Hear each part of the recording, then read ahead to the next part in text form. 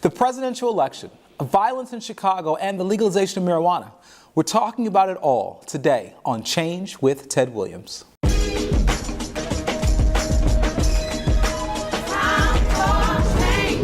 Joining us today to discuss these very important topics are CM Winters Palacio, Daniel Davis, and Temple Hemphill. Welcome, everyone. So we're talking about the presidential election, and this is crazy. Donald Trump is the Republican nominee, and he is 2 steps from the White House.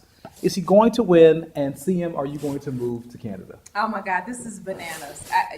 Yes, I will go on You moving to Canada? GoFundMe. I will be on GoFundMe tomorrow. Okay, fantastic. This is ridiculous. It I is. think sometimes, honestly, at some point, we need to be able to be brave enough. You got to know when to roll out. And at some point, we may need to be like our immigrant cousins, pack a bag and roll out. I don't have to wait for this. But is it really that scary? So I know we all look at his image and people are terrified.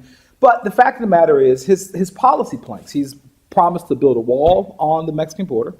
He has promised to bomb ISIS, right? And he needs to bomb that hairdresser. He probably needs to bomb his hairdresser as well, yes. Oh, stylist. Yes, or yes, his stylist, yes. And really, if you think about these things, it's people very upset and very afraid. Temple, should we be as scared of his policies as we are of his persona? So, what I truly believe about Trump is that he's the type who will show you better than he can tell you. Interesting. We've heard that, many of us, we've heard that quote before, I can show you better than I can tell you. Okay. And, for years I followed him in terms of his business acumen. Mm-hmm.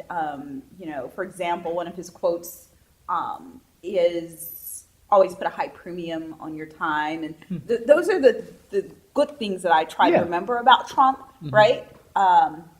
And I think that's what people like about him, the business side. The business side, right? And then now he's totally off his rocker, right? Okay. And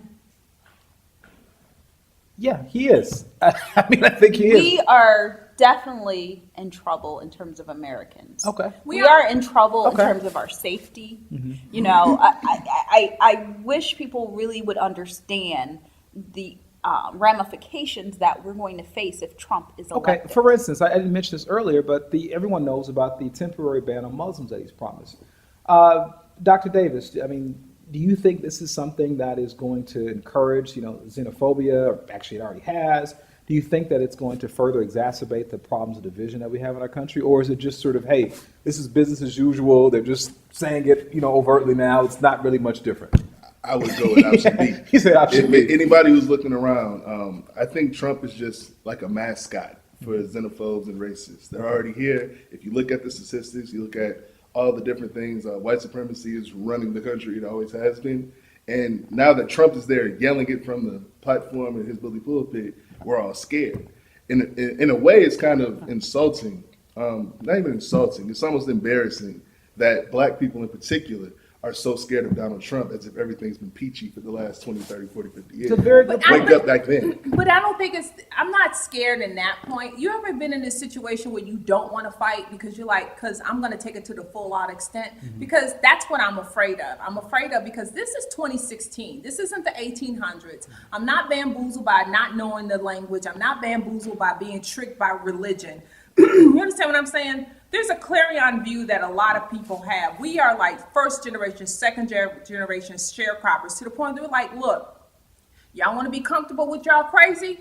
We could be comfortable with our crazy too, but I don't think you want to go there because this is not your mama's 1960s. Okay. That's what I'm afraid of. All right. Now I know you had to throw a jab at religion there. We'll talk about this later. I wasn't a jab at religion. Religion has been used to keep some people nice and calm. It has. It's also been used to elevate communities as well. That's it's got a fine. Then mixed y'all history. go get a bunch of ministers and go pray for them. Well, I would suggest get elected. In the meantime, I would suggest that the ministers are as important and as vital to the democratic process as anyone. Well, let me add a little pinch onto that. That's the other thing that fears me as well, too, because some of those black elected officials that we have put in those positions to help counterbalance such rhetoric, they haven't been on the post either. So it's almost to the point that we can't even trust them to do their job neither. Okay. All right. That makes sense. Now let me ask this question. So Hillary Clinton, right? So the question is Hillary going to be much better in terms of policy? Now, the last 25 polls that have been done nationally suggest that in 22 of them she's ahead. So the vast majority of people, it looks like she's in a position to actually win, and she's in a better position than him. However, there are polls now, there are 3 polls that have put him on top, and they're increasing. Those have been more recent. So the question becomes, number one, is she a bit of a shoo-in? And number two, what's really going to be different? Because I would make the case that in terms of foreign policy, they're going to be somewhat similar in terms of very strong foreign policy. I would make the case that in terms Hillary of and Trump will absolutely. I'm going to tell you why. Trump's rhetoric is dangerous, but Hillary's practices are she's no Quaker herself. Okay. So it's not like you just basically what you're having is you have one person that's going to tell you they're going to blow you up, another person is going to do it. Okay, but Go ahead. Yes. the difference is, when we're talking about, globally, we cannot afford to have the person who's going to just I tell get you. I'm coming for you. I understand. Right? Because people don't take threats lightly. I do Right? understand. I mean, Yeah. so I think there is, For the record, I'm not voting for Donald Trump. Okay, I just want to make that I clear. drove by your yard. I saw that sign. Okay, well, I was gonna vote for Donald Trump until today, and then I changed my mind. So, but seriously, and we're in two-party system. We got these 2 candidates, right? That's the key thing, 2-party system. Yeah. So what do we do? Because Bernie's out. Third party. Let me go back to Trump. So I think, to add to what you were saying earlier, Daniel, there's fear. There's fear just throughout America. The Trump supporters are also, I believe, a lot of the rhetoric is due to the fear of minorities taking over, so to speak. So a lot of what we're seeing with the protests, it's also from a place of fear on their end as well. But that's not talked about a lot, and it's interesting, in my opinion, to watch just the pervasiveness of all of the fear that Americans are finding themselves in, whether they acknowledge it or not. Right. But it's fear based in ignorance, right? This anti-intellectual movement is perfect for Trump. It is. It's emotion over reason. Like they're just feeling a certain way and they're not thinking. Trump just says what he says. He has a lot of fascist tendencies. Well, when you say, what I mean is when I talk about fear, it's racism and it's not right. I'm not like condoning it, right? However, I'm just saying. I thought you were. Okay.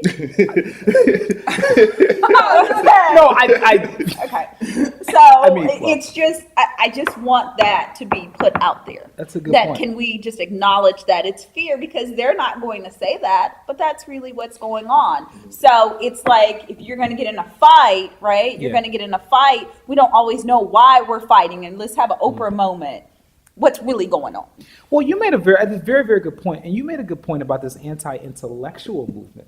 Why is it, and I ran for office and remember conversations that I had with people when they said, hey, you're talking too much, you're talking too long, you're using big words, you need to rhyme. And if you just rhyme, and I'm not joking, you need to rhyme, make it simple, and people remember it. Okay, What rhyme is your it? response. Okay? Yeah, don't rhyme it. Yes, you could give the hip hop professor, you could. We're gonna get his Martin Luther King. So what is this anti-intellectual thing going on, and why is it taking root so heavily now? I mean, I assume it's been there before. Well, I don't think it's any coincidence that this is happening when there's a black president in office. Interesting. Right? I think this is part of it, right? If there's fear that white America, or fear by white America that they're losing the country, Barack Obama is like the symbol of that, right? So now we have this guy who's anti-politics, anti-thought, really, right? So people are just clinging to this political correctness. We don't want it anymore. We want this. I think the fear. I used to say Trump can't win. I used to say the same thing. Now, being that charisma and likability by those that seem to like this guy for whatever reason, being that that's such an important, or those are such important attributes for the politician, and he's becoming more popular. He's getting all the media attention. I'm scared. I have fear that he actually could win this thing based solely off emotion. He's vague. All of his, you mentioned foreign policy. He's vague when he talks about foreign policy. So I don't know what his He's foreign not policy really vague. He is. doesn't have one. Well, That's no, what I'm his saying, foreign but his policy emotion- is he wants to bomb the bleep out of ISIS. That was his foreign Yeah, policy. but come on. But I mean, it's crazy, right? people are clinging to the rhetoric, they're clinging to that deep-seated hatred, that deep-seated ignorance, and all these things. They're clinging to it, and I think that possibly could push them over the edge. And I can't believe I'm saying that. but I actually believe America, that. there's a level of grace that I'm so hurting for in terms of just this upcoming presidency. It's grace, when I think of the whether we like the person who is the sitting president or not, there was usually a sense of grace in that office. And I'm just disappointed that we're moving in a direction in which that possibly might not happen. Well, Wait a minute. Can I be honest with you? I don't think many of us would have a problem with his keeping it realness if he just wasn't racist. If he was keeping it real and he was like, y'all need to stop hitting these black kids in the head, and we'd be like, yeah. Everybody be like, yeah, thanks for keeping it real. I think it's not the fact that he's so out there and in your face. I think it's just the fact that he's just coming from, he's ushering in such a level of ignorance and such tomfoolery to the point that I'm like, you're almost third rail. Well, he said recently that this judge that was overseeing a lawsuit about Trump University could not oversee the lawsuit because he was Mexican, and because he was Mexican. Oh, but the judge replied so well, didn't he? Yeah, he did. 2 points for petty. He did. So if you think about it, it's a very, very, very important point. But to the point, there's a level, and what scares me the most about him is not this election, it's the next election. Because he's opened up sort of Pandora's box in this way. What are the next candidates going to be like? And I'm going to If be the this next works- candidate for the Republican Party, because if something like that can rise to the occasion, Yeah. then that means that there's hope for you, me, and me, and you, and you, and you. This is ridiculous. Yeah. It is ridiculous. But at the same time, it does also show you exactly what democracy looks like in America. It That does. even I don't want to say a bumper clock, but even a dude like that can rise to the occasion. But is it showing us about democracy, or is it showing us about capitalism? Both. I would suggest it's more of a statement about capitalism, because if he was not a billionaire, there are a lot of fools out there who have a lot of opinions, but they would not make it to where they are if they did not have money. What Something did about that money say in in this the Fiddle in country. the Roof? When you have money, and when you have money, everyone thinks you know. That's true. That's absolutely true. That's real. It's absolutely true. So Bernie. So this whole thing, the convention.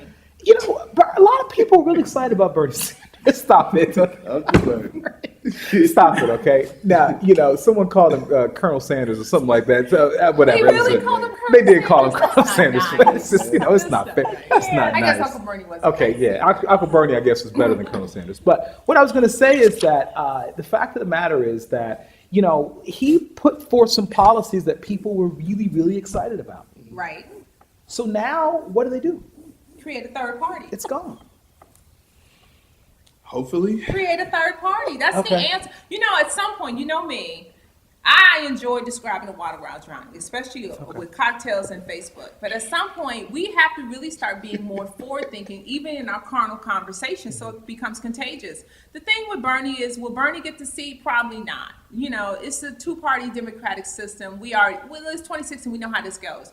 The best thing that can happen for us is that we actually create entree for a third party, and maybe we will not have a Donald Trump. I hear you, but the fact of the matter is that with the electoral process, it is almost impossible for third-party candidates to win in this country. Many can't get on the ballot. They can't get the support, the delegates, you name it. I mean, obviously, it's impossible. Pretty But much. it has And what to will be happen? people's What will happen is that if a third-party candidate runs now, all they're going to do is pull from one of the other two candidates. And I think right now, and I'll say this clearly, and I have no problem saying this. I mean, Donald Trump makes Hillary Clinton look like Mother Teresa. And that's amazing. You That's understand? amazing. 'Cause So, Hillary, I'll be honest with you, plain and blunt, Hillary ain't no punk. Plain and simple. Yo, She and just she's- ain't. She really is not. And that is why a lot, I believe, of Americans have an issue with Hillary, because she's, she's capable. she is capable. She's a competent. woman. She's a woman, She's a and woman. she doesn't mince her words. She's not touchy-feely. No, you she's know, not. she's been told to tap into Your feelings. your feelings, and get out of it. But What that rap song say? We won't say it on air. No, please don't. So, Nobody knew so about your feelings. no. get out your feelings. Now, so in this now, and honestly, Trump is not only making Hillary look like a saint, but he's also making Obama look like a saint as well. Yeah. And President Obama right now, the summer of 2016, has his highest approval rating he's had in his entire presidency, and has a higher rating than Ronald Reagan had at this point in his presidency. So the fact of the matter is that if you look at it, people are looking at Obama and saying, "Wait a second, well, it was nice having someone who was sensible, someone who who understood policy," and it's kind of sad if you think about it. It's very sad. So, It's yeah, extremely yeah, sad. yeah. But I mean, to Hillary, I wonder if having some of those characteristics could help her, though. Yes, I mean, I really think so. And if I was running her campaign, I would say, why don't you push some of that? Like, you are a woman candidate, right? So why is it this? Okay, so people say a woman doesn't have to act a certain way. Why can't a woman be direct? Why can't a woman? That's all fine, but isn't it kind of counter? We can't be direct because when we are direct, y'all call us a bitch and all this other crazy stuff.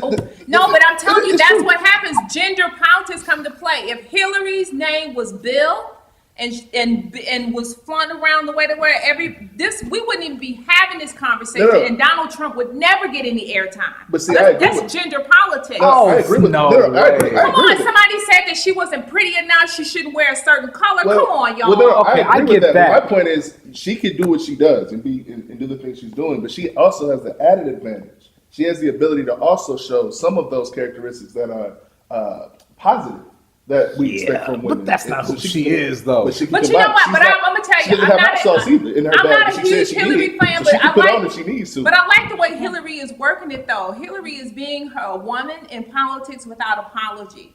And that's one thing I do like about her. She's not being apologetic about her gender or about having to soften things, whatever the case may be.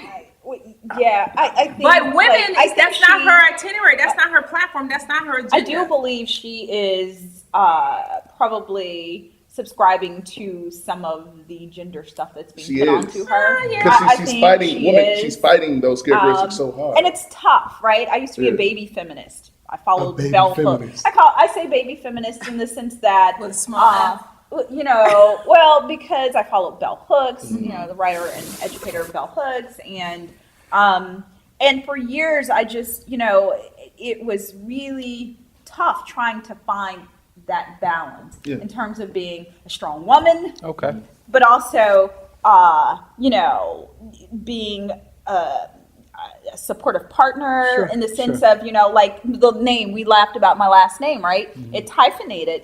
But for my media stuff, I still only use my name. It's Gotcha. like Tina Yeah, Turner. yeah, it's tough, but like she- that's my name. Gotcha. She's running right? for president, though. She can handle that. Barack Obama had to be the safe Negro while still being sturdy and strong, right? Okay. He had to not be the angry black man while still trying to be a Well, president. folks, So I'm you sorry. have to manage those. We're going to have to move on to a new topic. So actually now, and I'm very excited, there's so much good stuff to talk about. Oh, no. We're going to talk about the legalization of marijuana and how that movement is really growing in this country. Now, is this a good thing or a bad thing? I don't know why I'm asking you this question. Let's talk about the legalization of marijuana. No comment. How can alcohol be legal and marijuana not legal, right? Very basic, right? But besides that, we could tax it and fund reparations and pay my student loans. We could pay your student loans and mine as well. Now that you put student loans in there, that actually might change my But mind. we can take a percentage of taxes of marijuana and fund reparations for all. Okay. of I us think we former- should stay away There from it use this to fund some social Why? pothole. Why? Because it is a lie. What It about is the a lottery? lie. Wasn't that That like a lie. That's a perfect the lottery example. was a lie. Okay. So I'm not falling for the bamboozle. Legalize it so people can stop popping off. Okay. Thank you. That too. Now, popping off. What do you control their emotions? Just want to sit down. You know what though? popping. Thank you, Bill. I I'm sorry. appreciate I that. need to. Now, let me say this then. So, She's right, though. Massachusetts had a regulation and taxation marijuana act that they were trying to put through, and the people opposed it recently. There is this narrative that I believe exists in the media that everyone wants. It's like remember you're in third grade. It's like, oh, everybody's doing it. The peer pressure story. there's this narrative about marijuana. Ooh, everybody's doing it, but there are pockets of resistance around this country, and the question becomes, why are people resisting? And I would suggest people are resisting because it's not as simple as just, hey, let's all get high and everyone be free and everything will be okay. There are social costs. Let me say this. This is interesting, right? So my students, this past semester, I taught a research and writing course, and one of my students talked about how she's underinsured right now. I guess she doesn't have Obamacare, and so she has mental illness challenges, and she self-disclosed. And she said, I just smoke marijuana until I can get my medicine, and it keeps me okay. And, my mouth fell open because, I'm a little lame at times. But, I get it. But it was interesting because she is, going into the medical field. That's her, discipline. And, she had no issue with it. And then she said, once I become, once she's in her field, the medical field, she said, I know I won't be able to do it anymore. Well, yeah, but she's going to have an addiction. I mean, she'll be so used to doing it. She's going to be able to stop. I thought it was interesting that for her, it was for medicinal reasons, but it kept her from popping off, I guess, as you said. Popping off. Thank you, Dr. Temple. I don't know. Popping off. But okay, losing fine. your temper. Okay, thank you. I didn't even know that. Thank you for educating me today. Yeah. So It's a form of self-medication. It's no different than when somebody comes home from a rough day and says, give me a vodka neat. I mean, That's what I'm saying. a choice of drug. Okay. It's just a choice of drug. But it's a gate. So here's the deal with Everything's a gateway, Yeah, Temple. Yeah, it is, but with marijuana, it is much more likely that you're going, and I can't say, I have no stats. the data does But support this. I do know betting data all does say gateways it's a in case get. something else happens. Well- Teenagers shouldn't kiss either, because then they might have premarital sex. I don't Well, have if they live in my house, they should not. I'm just saying, so we should ban it. It should be my thing. All right, look, listen. How can we smoke cigarettes legally? Would you disagree with the fact that cigarettes cause? They're horrible. So how can cigarettes be legal and we can? What if you want to know my real argument? Please. Maybe we should look at some of these other things. And to your point, I agree. Marijuana is in the same boat with alcohol, cigarettes. Maybe we should potentially, and all get shot for saying this. Maybe we should restrict some of those things more. Oh wow. Okay. Absolutely not. That is absurd. That's what's wrong with people now. All right. Stay in your lane. If that's not your choice, that's not your choice. That's Don't take my fine. choice away from Okay, me, but dude. check this out. Okay, Alaska, and I mentioned this when we talked about this conversation, this is the last time we had this conversation. In Alaska, they legalized marijuana in the 70s. And what happened was that teens began to get greater access, usage shot up, and they had marijuana legalized for a few years, and then they basically recriminalized it because they realized that easy access meant more usage. I'm just saying that if you don't want people to use it as much, it shouldn't be as available. Shouldn't there be some education that comes with it then? Sure. So you're going to hand teenagers a joint and say, hey, these are the side effects. You can put an age restriction. Oh, come on. Yeah, Let me tell you something. You know, sometimes people really stay in this wonderful comfort zone of denial. That is just almost It's a nice place. a place of It is a handicap nice place. to the point that I want to make y'all smoke weed just so y'all can get y'all mind right.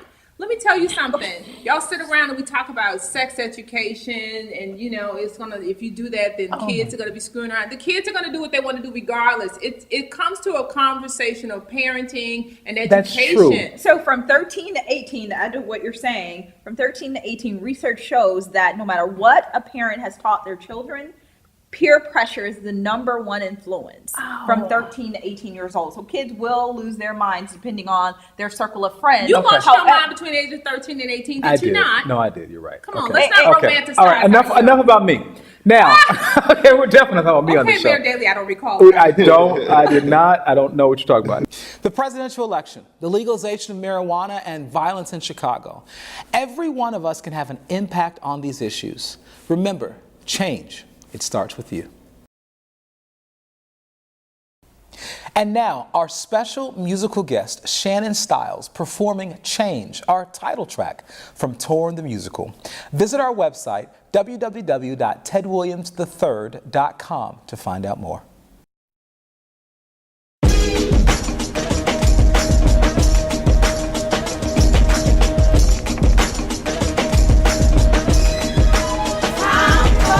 Change the world. I'm gonna change the world. Change.